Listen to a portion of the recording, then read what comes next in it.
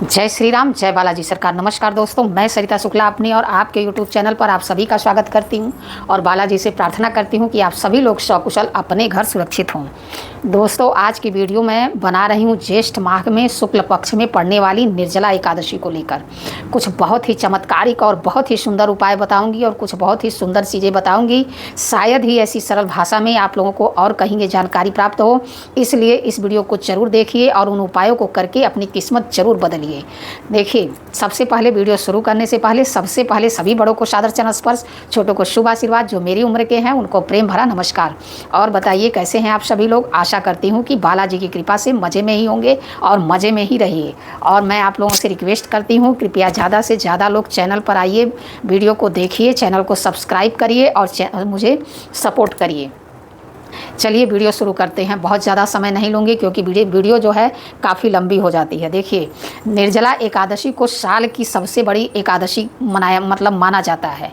ये जो ज्येष्ठ माह की निर्जला एकादशी है, इसको साल की सबसे बड़ी एकादशी माना जाता है। और एक बात और है, इसमें द्वापर युग में पांडवों में जो भीम थे, उन्होंने इस व्रत को रखा था निर्जला, बिना अन्न जल ग्रहण किए भीम ने इस व्रत को रखा था। तो उनके नाम से भी इस एकादशी को भीमसेनी एकादशी के नाम से भी जाना जाता है। तो आइए सबसे पहले जानते हैं कि इस बार एकादशी किस दिन मनाई जाएगी। तो देखिए, इस साल एकादशी का व्रत 6 जून 2025 को रखा जाएगा। यह एकादशी, जैसा कि मैंने बताया, साल की सबसे बड़ी एकादशी है। बहुत ही कठिन तपस्या है, समझ लीजिए एक तरह से। एक तो इतनी गर्मी का महीना, ऊपर से निर्जला व्रत रखना, जो रखता है उसे ही पता है कि कितनी कठिन तपस्या है। पूरे दिन जो है भूखे और प्यासे रह करके इस व्रत को किया जाता है। तो पहले मैं आप लोगों को अब डिटेल में बता दूं, हिंदू पंचांग के अनुसार निर्जला एकादशी का व्रत 6 जून को रखा जाएगा। एकादशी तिथि 6 जून को रात 2:15 पर शुरू हो रही है और 7 जून को जो है सुबह 7 जून को सुबह 4:47 पर ख़त्म होगी। इस प्रकार उदया तिथि के अनुसार निर्जला एकादशी व्रत जो है 6 जून 2025 दिन शुक्रवार को रखा जाएगा। निर्जला एकादशी का व्रत का पारण जो कि है वो 7 जून को किया जाएगा। इस व्रत को रखकर विधि विधान से पूजा करने से आपको भगवान विष्णु और माँ लक्ष्मी की विशेष कृपा प्राप्त होती है। तो इसलिए जो लोग भी इस व्रत को रखते हैं उनको भगवान विष्णु और माँ लक्ष्मी की जो है विशेष कृपा प्राप्त होती है। और देखिए, अब जैसा कि मैंने आप लोगों को बताया कि यह अत्यंत जो है ज्येष्ठ का महीना जो है अत्यंत गर्मी वाला महीना है। तो इस दिन जो है कुछ जैसे कि ठंडी चीज़ें, ठंडे पानी का जैसे कि एक घड़ा ले लीजिए, घड़े में जल भर लीजिए और उसका दान करिए। अगर आप फ़ैन जैसे पंखा हुआ उसको दान कर सकते हैं तो दान करिए।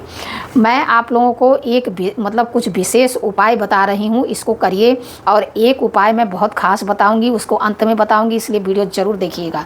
देखिए, सबसे पहले तो निर्जला एकादशी के दिन सुबह स्नान करके भगवान विष्णु का आशीर्वाद लें। उन्हें मखाने की खीर अगर हो सके तो इस दिन बना करके अवश्य भोग लगाएं। निर्जला एकादशी के दिन पीपल के पेड़ में जो है जल अर्पण जरूर करें। थोड़ा सा काला तिल डाल लें और पीपल के पेड़ में ले जा करके जल जरूर अर्पण करें। मान्यता है कि पीपल में भगवान विष्णु का वास होता है, इसलिए ऐसा करने से आपको कर्जों से मुक्ति मिलती है। और धार्मिक मान्यताओं के अनुसार जो है निर्जला एकादशी के दिन अगर हो सके तो सूर्योदय होने के पहले ही स्नान कर लेना चाहिए। इससे जो है आपको, और उसके बाद स्नान करने के बाद तांबे के लोटे में अर्घ जो है जल लेकर के सूर्य देव को अर्घ जरूर करिए। इससे आपको अपने भाग्य का साथ मिलता है। ज्योतिष शास्त्र के अनुसार अगर देखा जाए तो एकादशी पर जो भी इंसान जो भी, ऐसा नहीं कि जो व्रत रह रहा हो, मैं देखिए उपाय कोई भी कर सकता है। जब तक आप पूजा पाठ नहीं करिए, तो अगर आप मान लीजिए व्रत नहीं रह पा रही हैं तो कोई ज़रूरी नहीं है कि अपनी जान दो। भगवान ने ऐसा नहीं कहा है। बहुत सी लोगों को मेडिकल प्रॉब्लम होती है, बहुत से लोगों को उनके टाइम मैनेज नहीं हो पाता है, तो लोग व्रत नहीं कर पाते हैं, तो कोई बात नहीं। लेकिन कुछ उपाय ऐसे हैं जिनको करके, जो मैं उपाय बता रही हूँ, इसको तो आप कर ही सकते हो। सुबह में सूर्य देव को अर्घ जरूर दीजिए। पीपल के पेड़ में जो है काला तिल डाल के जल जरूर चढ़ाइए। वहाँ पे एक घी का दीपक इस दिन अवश्य जलाइए, क्योंकि विष्णु भगवान को जलाना है। जब शनिवार को जलाते हैं तो सरसों के तेल का जलाते हैं। जब आप जो है एकादशी के दिन उसके पेड़ के नीचे, पीपल के पेड़ के नीचे दीपक जलाएंगे तो घी का जलाएंगे। यह सब कार्य आप कर सकते हैं। और देखिए, जैसा कि मैंने कहा कि कोई भी इंसान, चाहे स्त्री चाहे पुरुष, कोई भी इस दिन जो है ब्राह्मण को जूते दान अवश्य करिए। ऐसा करने से आपको संसार में जो है तमाम मतलब सांसारिक सुखों की प्राप्ति होती है। अगर इस दिन आप ब्राह्मण को जूते का दान करते हैं तो आपको सांसारिक सुखों की प्राप्ति होती है। यह एकादशी मतलब इस एकादशी का समझ लीजिए कि सबसे कारगर उपाय माना गया है।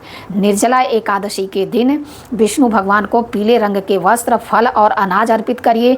भगवान विष्णु की पूजा के उपरांत इन चीज़ों को किसी ब्राह्मण को दान करें। ऐसा करने से घर में कभी जो है आपके कलेश नहीं होगा। इस दिन जैसा मैंने बताया कि जल का दान बेहद उत्तम माना गया है। जो भी इंसान इस दिन प्यासे इंसान, जानवर, पशु पक्षियों को पानी पिलाता है उसे कभी भी किसी भी चीज़ की कमी नहीं होती है। इस चीज़ का विशेष मैंने आपको बताया कि इस एकादशी में जो है जल दान करने का बहुत ही बड़ा महत्व है। तो और कुछ नहीं कर पाइए तो कोई बात नहीं, लेकिन जल का दान अवश्य करिए। शास्त्रों के अनुसार निर्जला एकादशी व्रत में एकादशी तिथि के सूर्योदय से लेकर अगले दिन सूर्योदय तक जल का त्याग करना चाहिए और अगले दिन व्रत के पारण के बाद ही जल ग्रहण किया जाता है। ठीक है, इस प्रकार से जो है एकादशी का व्रत करना चाहिए और इस प्रकार से आप एकादशी का व्रत रखिए। आपको जो है एकादशी व्रत का फल प्राप्त होगा। अब जैसा कि मैंने बताया था कि मैं आप लोगों को एकादशी पर लक्ष्मी नारायण की पूजा हो और धन प्राप्ति का कोई उपाय ना हो, ऐसा नहीं हो सकता।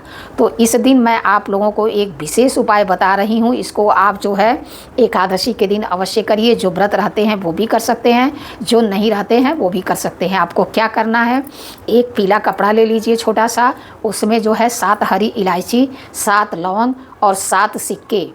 अगर आपके पास चांदी के हैं तो चांदी का 1 सिक्का डाल दीजिए। अगर चांदी के नहीं हैं तो जो नॉर्मल सिक्के 1-2 वाले होते हैं, कम से कम 7 सिक्के डालिए।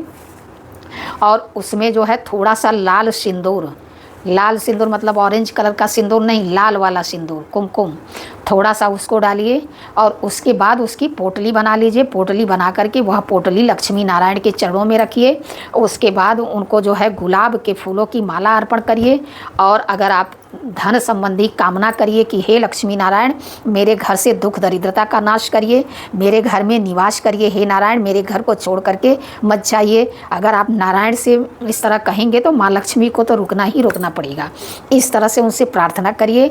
उसके बाद विष्णु सहस्त्र नाम का पाठ करिए। एक बार माँ लक्ष्मी का कनक धारा स्त्रोत का पाठ करिए। मैंने आप लोगों को बहुत पहले बताया था कि अगर हो सके तो कनक धारा स्त्रोत का रोज़ ही पाठ करिए, एक दिन नहीं। और हाँ, इस तरह से पाठ करिए और उनके सामने जो है एक आटे का दीपक बनाइए। जब पहले ही आप पूजा करना शुरू करेंगे तो एक आटे का दीपक बना लीजिए और वही आटे का दीपक उनके सामने जलाइए। उसमें 2-4 दाना जो है काला तिल अवश्य डाल दीजिए। उसके बाद आप वह पोटली उनके चरणों में रखिए। उसके बाद उनसे प्रार्थना करिए। फिर जो है विष्णु सहस्त्र नाम का पाठ करिए, कनक धारा स्त्रोत का पाठ करिए और 108 बार ओम श्री लक्ष्मी नारायणाय नमः, ओम श्री लक्ष्मी नारायणाय नमः, इस मंत्र का 108 बार जाप करिए। उसके बाद उनको जो है कुछ पीला मीठा भोग लगाइए, या तो बेसन का हलवा बना लीजिए, बेसन के लड्डू ले लीजिए, कुछ भी, और केला चढ़ाइए। लेकिन केला क्या है कि केला आप स्वयं प्रसाद में नहीं लेंगे, मतलब खुद ग्रहण नहीं करना। जो मीठा है वो तो आप ग्रहण करिए, लेकिन केला जो है उसको प्रसाद वितरण कर देना है। और इस दिन जो है थोड़ा मतलब जैसे कि आधा दर्जन 5-6 केला और थोड़ी सी चने की दाल, 250 ग्राम, 500 ग्राम, 1 किलो, मतलब जितना आप कर सकते हो, चने की दाल और 5-6 केला ले जा करके किसी गरीब व्यक्ति को दान करिए। यह उपाय करिए। उसके बाद जो है लक्ष्मी नारायण से अपने मतलब जो भी आपकी मनोकामना है पूरी होने की, उनसे प्रार्थना करिए। अंत में प्रसाद ग्रहण करिए और उसके बाद जब आपकी पूजा समाप्त हो जाए तो सब ऐसे ही रहने दीजिए। पूजा सुबह में कर लीजिए। शाम के टाइम आपको क्या करना है, अगर मान लीजिए यह पूजा आप शाम को कर रहे हैं तो रात भर ऐसे ही रहने दीजिए। अगर सुबह कर रहे हैं तो शाम को उठा लीजिए, अगर शाम को कर रहे हैं तो दूसरे दिन सुबह उठाइए। ठीक है। और वो जो पोटली आपने रखी है उसको उठा लीजिए वहाँ से। उसको आप अपने धन के स्थान पर, चाहे कहीं भी ऐसी शुद्ध जगह जैसे चावल वल जहाँ रखते हों, बहुत लोगों के घर में भाई इतना नहीं कमाते हैं कि इतना भर के चावल रखे हों, लेकिन बहुत लोगों के घर में होता है। तो चावल में रख दीजिए, गेहूं में रख दीजिए, शक्कर जहाँ रखते हैं वहाँ, मतलब ऐसे किसी बर्तन में उस पोटली को रख दीजिए। आप देखिए, यह उपाय करके आपको धन संबंधी समस्या आपकी धीरे धीरे समाप्त हो जाएगी और नए नए आपको जो है धन प्राप्ति के स्रोत मिलेंगे। अगर आपका व्यापार अच्छे से नहीं चल रहा होगा तो चलने लगेगा, अगर आपकी नौकरी संबंधी समस्या होगी वह भी समाप्त होगी। यह उपाय आप इस एकादशी को अवश्य कर लीजिएगा। वीडियो में अगर कोई गलती हो तो क्षमा करिए। ऐसी जानकारी के लिए हमसे जुड़िए, हमारे चैनल को लाइक, सब्सक्राइब, शेयर करिए। जय श्री राम, जय बालाजी सरकार।